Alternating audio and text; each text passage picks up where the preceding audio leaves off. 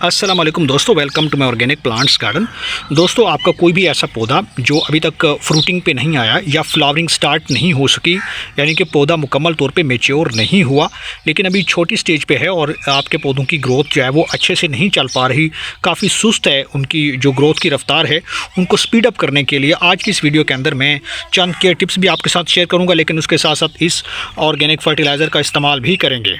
तो दोस्तों, किसी भी पौधे की ग्रोथ को लेकर काफ़ी सारे मसाइल पैदा हो सकते हैं। सबसे पहली जो इम्पोर्टेंट बात है वो ये है कि अगर आपके पौधों के पत्ते बिल्कुल हेल्दी हैं, लश ग्रीन हैं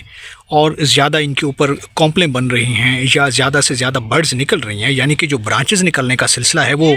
काफ़ी तेज़ी के साथ जारी, तो इसका मतलब ये हुआ कि आपका पौधा जो है वो हेल्दी है, यानी कि पौधों की मिट्टी भी हेल्दी है और इसमें किसी तरह का कोई ऐसा प्रॉब्लम नहीं है।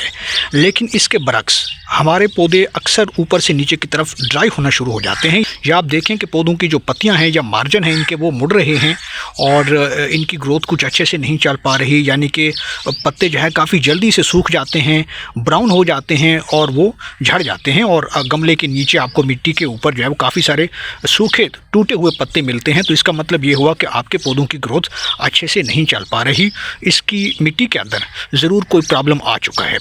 अगर आपके पौधों की पत्तियों पे ऐसा कुछ सिम्टम नज़र आए कि पौधा जो है वो बीमार हो रहा है या सूख रहा है या इसके पत्ते जो है वो ख़राब हो रहे हैं, तो कोशिश करें कि आप नीम ऑयल का स्प्रे कर सकते हैं हफ्ते में एक बार, जो कि ऑर्गेनिक है, प्योर ऑर्गेनिक है और उसका इस्तेमाल करके हम मुख्तलिफ बीमारियों को रोक सकते हैं, जैसे फंगस हो गया है, वायरल डिजीज़ हो गई है, या इंसेक्ट्स जो है हमारे पौधों की पत्तियों पर ज़्यादा आ रहे होते हैं, विज़िट कर रहे होते हैं और उससे हमारे पौधों की पत्तियों को काफ़ी नुकसान पहुँचा रहे होते हैं, जिससे हमारे पौधों की जो ग्रोथ है वो यकदम रुक जाती है। तो ऐसे में आप पौधों को जो है नीम ऑयल से स्प्रे करके ठीक कर सकते हैं। अब हम बढ़ते हैं उस चीज़ की तरफ, उस पॉइंट की तरफ, उस खाद की तरफ जो कि हम अपने पौधों को छोटी स्टेज में दे देंगे तो हमारा पौधा काफ़ी तेज़ी से बूस्ट अप होगा, काफ़ी तेज़ी से नए पत्ते निकालेगा, घना होगा, हरा होगा और बेशुमार इसके ऊपर फ्लावरिंग और फ्रूटिंग भी लगना शुरू हो जाएगी। अब ये फर्टिलाइज़र क्या है दोस्तों? तो ये है गाय के गोबर का खाद, जो कि वेल रोटेड है और इसी का इस्तेमाल करके हम पौधों की मिट्टी को हेल्दी बना सकते हैं, ज़रखेज़ बना सकते हैं। जब तक आप इस ऑर्गेनिक फर्टिलाइज़र का इस्तेमाल नहीं करते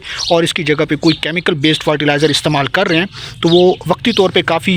पौधों को फ़ायदा पहुंचाता है, लेकिन देर पा नहीं होता और उसके बाद जैसे जैसे वो कंज्यूम हो जाता है फर्टिलाइज़र तो उससे ये मसला पेश आता है कि पौधों की मिट्टी जो है उसका जो पीएच है वो डिस्टर्ब हो जाता है, यानी कि पौधों की मिट्टी बाज़ दफ़ा काफ़ी एसिडिक हो जाती है, जो हमारे अक्सर पौधों को एसिडिक मिट्टी पसंद नहीं होती। तो दोस्तों, इस खाद के अंदर जो है इसकी जो न्यूट्रिशनल वैल्यू है वो काफ़ी ज़्यादा हाई है। इसके अंदर फास्फोरस भी पौधों को मिलेगा, पोटेशियम भी मिलेगा, इसके अलावा माइक्रो न्यूट्रिएंट्स भी मिलेंगे और इसके अंदर जो है वो नाइट्रोजन की मिकदार भी मौजूद है, जो हमारे पौधों की पत्तियों को लश ग्रीन बनाएगी, सूखे पौधों को दोबारा से हरा भरा बना देगी। आपका कोई भी पौधा जो अभी तक फ्रूटिंग नहीं कर सका तो पौधों में ये चीज़ देने से आपका पौधा भी जल्दी से जल्दी फ्लावरिंग और फ्रूटिंग पर आना शुरू हो जाएगा। कोशिश करें कि दोस्तों पौधों को ये खाद देते वक्त धूप में रखना ज़रूरी है, क्योंकि धूप की वजह से आपका पौधा काफ़ी लश ग्रीन रहता है, नीचे जड़ें अच्छे से काम करती हैं, ऊपर से पौधों के ऊपर जब सनलाइट डायरेक्ट इसके ऊपर पड़ती है पौधों की पत्तियों पे तो पौधों की पत्तियां काफ़ी शानदार तरीके से पौधा हमारा हरा बनता है, घना बनता है, लश ग्रीन बनता है।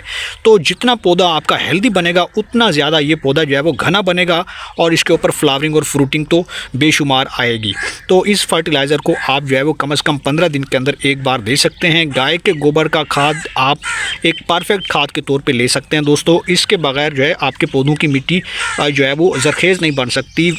इसके अंदर जो वर्टिलिटी है या इसके अंदर जो फर्टिलिटी है नेचुरली वो नहीं आ सकती, क्योंकि पौधों की मिट्टी में काफ़ी सारे माइक्रोब्स होते हैं, जो बेनिफिशियल माइक्रोब्स होते हैं वो हमारे गाय के गोबर के खाद के अंदर काफ़ी हद तक मौजूद होते हैं, जो हमारे पौधों की मिट्टी के अंदर जो है एक तरह से रिसाइकिल करते रहते हैं। पौधों की मिट्टी के अंदर जो भी ऑर्गेनिक मैटर आता है उसको डिकम्पोज करने में काफ़ी मौसर रहते हैं और इससे हमारा पौधा जो है वो सिंपलर न्यूट्रिएंट्स को अपनी जड़ों की मदद से कंज्यूम करता रहता है। ऊपर से सनलाइट आती है तो फोटोसिंथेसिस का प्रोसेस चल रहा होता है और मिट्टी के अंदर आपने नमी को बनाए रखना है दोस्तों, मिट्टी खुश्क नहीं होनी चाहिए। अब इस फर्टिलाइज़र को हम इस्तेमाल करने का तरीका सीख लेते हैं। तो कोशिश ये करें कि गुड़ाई करने के बाद पौधों की मिट्टी में अच्छे तरीके से गुड़ाई करें ताकि मिट्टी जो है वो नरम हो जाए। उसके बाद कुछ इस तरीके से आपने पौधों के चारों तरफ इस खाद को इस्तेमाल कर लेना है।